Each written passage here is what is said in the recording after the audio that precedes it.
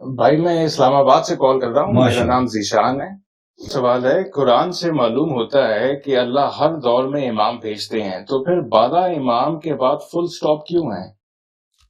دیکھیں 12 امام کے بعد جو ہیں 12 امام ہی ہیں. دیکھیں وہ شیعہ عقائد میں رجعت ہے، جیسے کہ اللہ تعالیٰ نے قرآن مجید میں ألم تر إلى الذين بل خرجوا من ديارهم وهم حلوف. ألم تر إلى الذين آیت کون سی ہے؟ آیت یہ ہے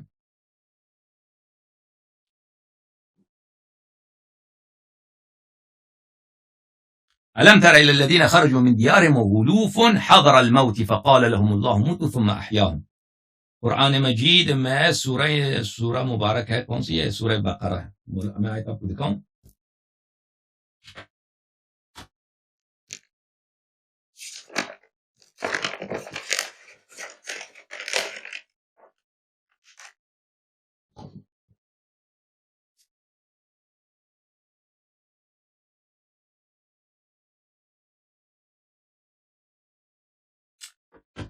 سورہ بقرہ قرآن مجید میں آیت نمبر ہے 243 جی 243. ألم تر إلى الذين خرجوا من ديارهم. کیا تم نے ان لوگوں کا واقعہ نہیں دیکھا جو اپنے گھروں سے انہوں نے نکلے، وهم ألوف، ہزاروں کے تعداد میں، لوگ پورا شہر نکلے. حضر الموت، موت سے ڈر تھا ان کو، ان کے شہر میں طاعون آیا تھا، وبا آیا تھا، اس طرح ڈر کی وجہ سے وہ نکلے شہر سے. فقال لهم الله موتوا، اللہ کی جانب سے حکم ہوا کہ مر جاؤ، تو سب مر گئے.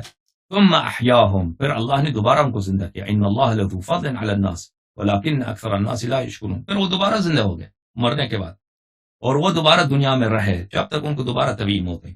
تو ائمہ طاہرین علیہم الصلوۃ والسلام 12 اماموں کے بعد جب 12 امام ظہور کریں گے، اور ان کے زمانے میں حضرت امام حسین علیہ السلام دوبارہ دنیا میں تشریف لائیں گے، اور اپنے قاتلین سے وہ انتقام لیں گے، اور حضرت امام مہدی علیہ السلام معرفی کریں گے کہ یہ میرے بابا امام حسین علیہ السلام ہے. وہ لوگ شک نہیں کریں گے، معجزات دیکھیں گے. تو پھر جب 12 امام کی وفات ہوگی تو امام حسین علیہ السلام کی تدفین کریں گے، دوبارہ ان کو دفنا دیں گے، ان پہ نماز پڑھیں گے، ان کو غسل دیں گے، دفنائیں گے. ان کے بعد امام حسین علیہ السلام کی حکومت ہوگی دنیا میں، اور اسی طرح ایک امام بعد دیگر امام حکومت ہوگی قیامت تک. تو 12 قیامت تک 12 امام ہی ہیں اور نہیں ہے. یہ دنیا میں دوبارہ آئیں گے انشاءاللہ تبارک و تعالی.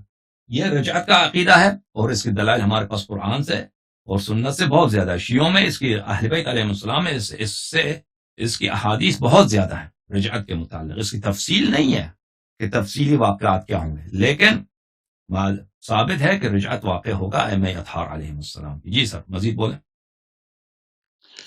میرا چھٹا سوال ہے، قرآن میں اللہ وارن کرتے ہیں کہ جو قیامت کے دن یہ بولے گا کہ وہ فلانے فرقے سے تعلق رکھتا ہے تو اللہ اسے منہ کے بل گھسیٹیں گے. تو سوال کیا سوال اس میں یہ ہے کہ پھر سنی ہونا بھی گناہ ہے، شیعہ ہونا بھی گناہ ہے، ہمیں تو صرف مسلم ہے. دیکھیں رسول پاک صلی اللہ علیہ وسلم نے فرمایا کہ میرے بعد میرے امت کے 73 فرقے ہوں گے، اور ایک فرقہ جو ہوگا وہ نجات پائے گا، باقی فرقے سب جہنمی ہوں گے، سب جہنمی ہوں گے.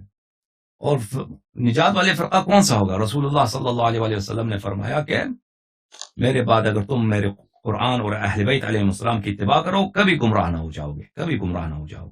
ٹھیک ہے نا؟ اب جس آیت کی طرف آپ اشارہ کر رہے ہیں مجھے نہیں معلوم، آپ نے تو ترجمہ سنا ہے کہ وہ آیت کیا کہہ رہا ہے.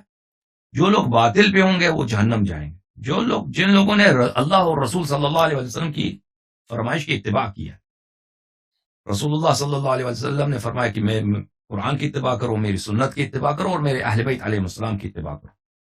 اور انہوں نے خبر دی جو یہ کام کرے گا وہ کبھی گمراہ نہ ہوگا. ہم نے وہی کیا، ہم شیعوں نے وہی کیا. تو اس لیے ہم جو ہیں ہماری نجات جو یقینی ہے، جو اس نسخے پہ عمل کرے گا اس کا نجات یقینی ہے. اور باقی لوگ جو اس نسخے پہ عمل نہیں کرتے ان کی ہلاکت یقینی ہے، کیونکہ فرمایا میرے امت کے 73 فرقے ہوں گے، سب جہنمی ہیں سوائے ایک فرقے. تو آپ اگر آیت کا ایڈریس معلوم ہے آپ کو کس سورے میں ہے، کون سی آیت نمبر ہے؟ نہیں، میں نے قرآن پڑھا ہوا ہے سارا ترجمے کے ساتھ، لیکن مجھے آیت کا میں لکھ سکتا تھا سورہ کون سی ہے، لیکن آپ اسکالر ہیں، آپ زیادہ جانتے ہیں. دیکھیں اب مجھے میرے ذہن میں نہیں آ رہا کہ اگر کوئی کہہ دے میں فرقے کے سے تعلق رکھتا ہوں تو وہ جہنم جائے گا. بہرحال ایک منٹ میں آپ کو حدیث دکھاتا ہوں.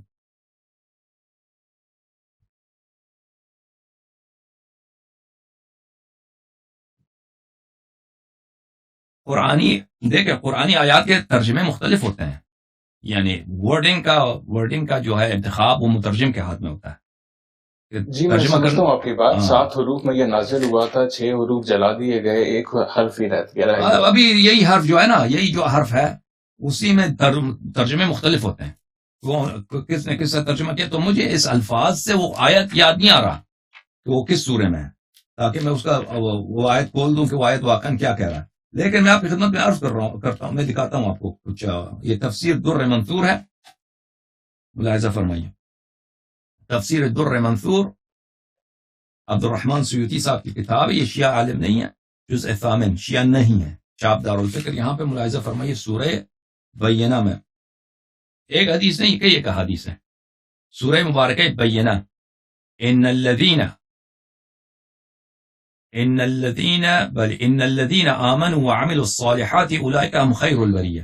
جن لوگوں نے ایمان لائے ہیں اور عمل صالح بجا لائے ہیں وہ خیر البریہ، وہ خلائق میں سب سے بہترین ہے، مخلوقات میں سب سے بہترین وہی ہے. اس کے سلسلے میں احادیث ملاحظہ فرمائیے. یہ صفحہ نمبر ہے 589. اچھا، وَأَخْرَجَ ابن عاصم. ایک منٹ کے لیے اس کو فل اسکرین کرتا ہوں، آپ مانیے، برا نہ مانیے تاکہ سب کو نظر آئے. وَأَخْرَجَ ابن عساکر عن جابر بن عبد اللہ. جابر نے کہا كنا عند النبی صلی اللہ علیہ وسلم، میں نبی صلی اللہ علیہ وسلم کے پاس ہم سب تھے. فأقبل علی علیہ السلام، علی علیہ السلام تشریف لائے.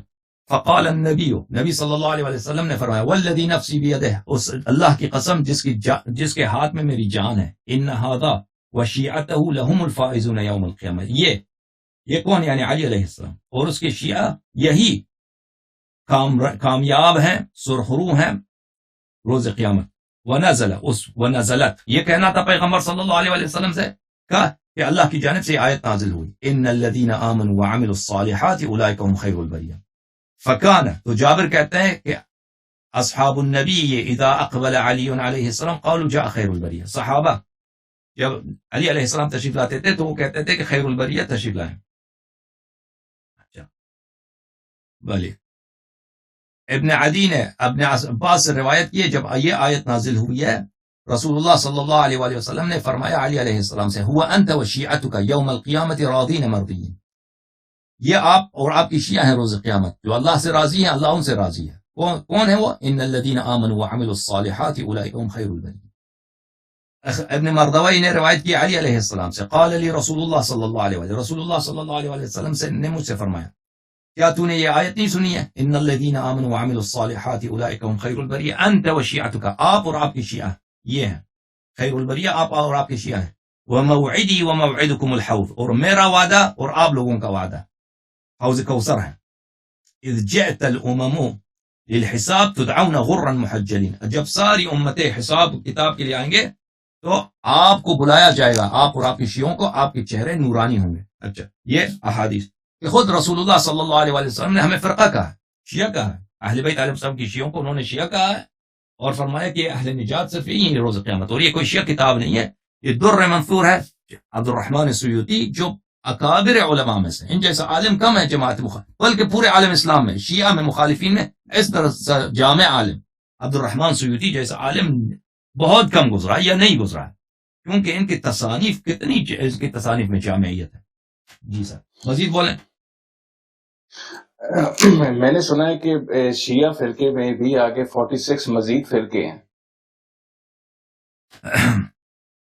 اب 46 کا تو مجھے نہیں معلوم کہ 46 فرقے ہیں.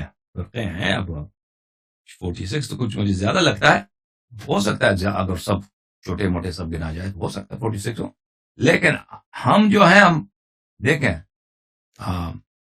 ہم اسی کے اتباع کرتے ہیں نا. صرف لفظ شیعہ سے تو ہمیں کام تو نہیں ہے. لفظ شیعہ سے واقعا جن لوگوں کو رسول اللہ صلی اللہ علیہ وآلہ وسلم نے اپنا وصی بنایا تھا، اپنا جانشین بنایا تھا، اور جو ان کے فرامین ہیں، جو ان کے اتباع کرتے ہیں، وہ اہل نجات. اگر کوئی فراری جانشین ہے اہل بیت علیہ السلام کا، چاہے وہ مثلا امام حسن علیہ السلام کے اولاد سے ہو، امام حسین علیہ السلام کے اولاد سے، کوئی جا کے اس کی تصدیق کرے تو وہ اس کی اپنی گناہ ہے، اپنی وہ ضلالت ہے، گمراہی ہے. ہم انہی کی اتباع کرتے ہیں، اسی کی اتباع کرتے ہیں جس پہ نص ہے، جس پہ دلیل قطعی ہے. الحمدللہ رب العالمین ہمارے احادیث جو ہیں 12 اماموں پر بہت زیادہ ہیں، اور یہ ہمارا مذہب جو 12 اماموں سے لی گئی ہے کہ یہ مذہب 12 اماموں کے تعلیمات ہیں، یہ تو اس کے دلائل بے شمار ہیں. ہمارے پاس کوئی چیز حجت نہیں ہے مگر یہ کہ 12 اماموں کے اقوال ہوں، اور کسی دوسرے شخص کے قول کو ہم حجت ہی نہیں سمجھتے. یہ واضحات میں سے ہمارے نزدیک. جی سر.